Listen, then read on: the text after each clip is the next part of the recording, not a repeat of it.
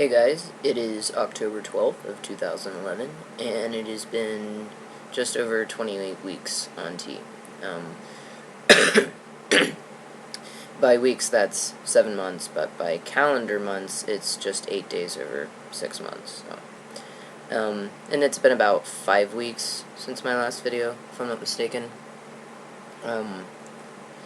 About changes, I don't really notice things so much anymore. I mean, maybe it's because I pass so well now that I'm not as worried about things like my voice or extra body fat on my thighs and ass, or, maybe I'm just too busy and I don't focus on it as much. I think that's a good thing, though, really. You know, during my first few months on T, I was so concerned about my voice dropping and stuff. When I wouldn't see progress within a week, I'd get discouraged and depressed. Now it's just like, well, stuff's happening. But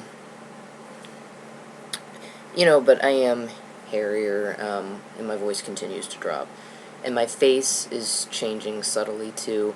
It's hard for me to pinpoint the facial differences exactly, but they're there. I went to the Ohio Renaissance Festival last weekend with some friends, and one of my cousins, my mom's family, they don't know about me yet. I literally rocked, right into her, rather, she walked into me. We were standing in line for food, and it was blocking the main path, so she cut right in front of us, brushed my shoulder, and made eye contact, and there was just nothing, no recognition at all, which, it was a surreal moment for me, but it made me happy. I mean, that's good. I mean, for various reasons. Anyways, moving on. I've been getting involved in a local trans group. It's a community group that I only started attending a month ago, right after my last video. But tonight I'll be co-moderating it while the founder is out of town speaking at universities this week, so I'm looking to get more involved in gender nonconforming activism. Anyone just listening to reactions from those around them lately to Chaz Bono makes it painfully obvious that we've got a visibility and information problem. When I finally made the decision to start transitioning last year, I wasn't sure if I wanted to go completely stealth or not once I fully passed. While there's definitely some things that appeal to me about living, as any other guy would, passing up the chance to educate those unfamiliar with trans issues, and provide any support or even, just a sympathetic ear to those questioning and struggling with their gender identity isn't something I can do when things are still so rough for so many in our small and very disjointed community. A particular area of interest to me is trans-exclusion and ignorance from the greater gay community. Jack, the leader of our trans community group, has it exactly right. He said, "Gay community, we're part of your acronym. Get your shit together."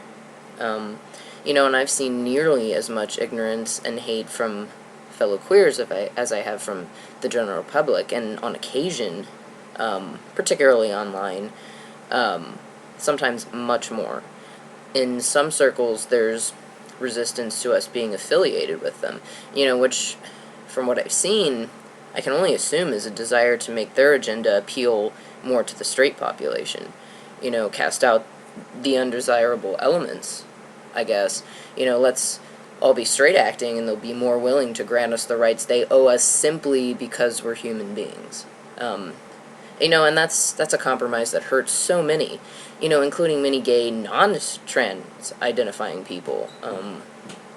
Earlier this year, there was a 14-year-old kid in California who was killed by a fellow student, after his cross-dressing behavior and flirting made another male student feel uncomfortable and threatened.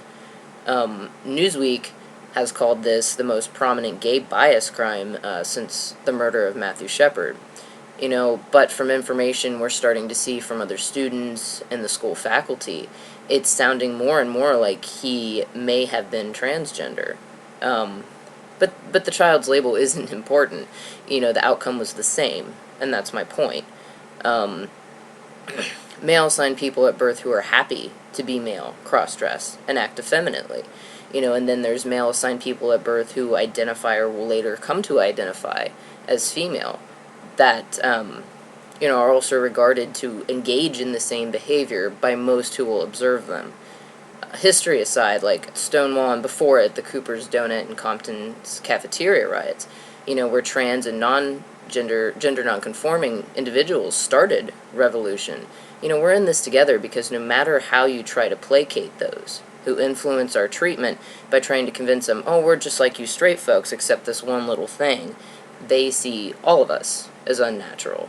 Despite virtually nothing about human behavior in society bearing any resemblance to nature's way.